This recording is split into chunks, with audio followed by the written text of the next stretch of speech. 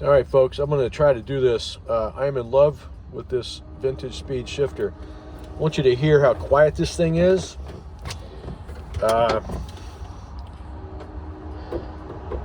First, second, third, fourth,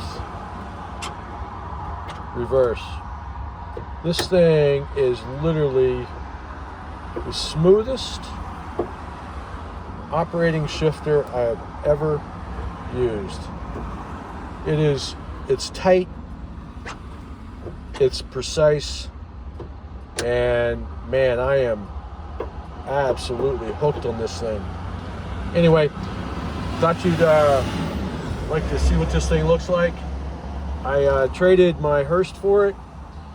Not traded, but I sold my Hurst, and I decided to try this after feeling one of these a couple weeks ago. But my goodness, this thing it's the real deal. Take care, guys. Bye-bye.